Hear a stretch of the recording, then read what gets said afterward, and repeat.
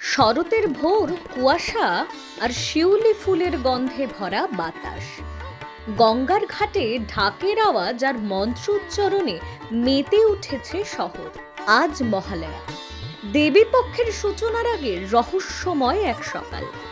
কিন্তু জানেন কি, কেন এই দিনটিকে শুভ বলা হয় না? মহালয়া আসলে পিতৃপক্ষের সমাপ্তি। এই সময়ে পূর্বপুরুষদের আত্মার শান্তি কামনা করে পিণ্ডদান, তর্পণ আর দান কর্ম করা হয়। তাই এই দিনটি উৎসবের নয়, বরং স্মরণের। পূর্বপুরুষদের প্রতি কৃতজ্ঞতার একটি বিশেষ মুহূর্ত। লোক বিশ্বাস অনুযায়ী মহালয়ার দিনে পিতৃলোক থেকে আত্মারা নেমে আসেন তাদের বংশধরদের তর্পণ গ্রহণ করতে। এই দিনটিতে নতুন কোনো শুভ কাজ শুরু করা হয় না, না বিয়ে, না গৃহপ্রবেশ, আর না নতুন কোনো উদ্যোগ।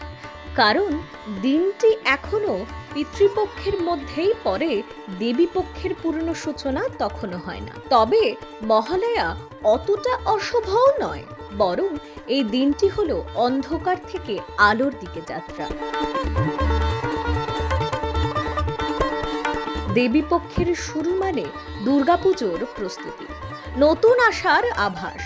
তাই মহালয়া হলো প্রস্তুতির দিন, যেখান থেকে শুরু হয় নবীন উল্লাসের পথ চলা। মহালয়া আমাদের শেখায় স্মরণ, শ্রদ্ধা আর নতুন আলোর প্রস্তুতি। অশুভ নয়, বরং জীবনের চক্রের এক অনন্য অধ্যায়। তাই আজকের দিনটি হোক অন্তরের পরিশুদ্ধি আর আগামীর শুভ সূচনার প্রেরণা। মধুকৈটব বিধ্বংসী বিধাত্রী বরদে নমঃ। Bureau report, news pole Bangla.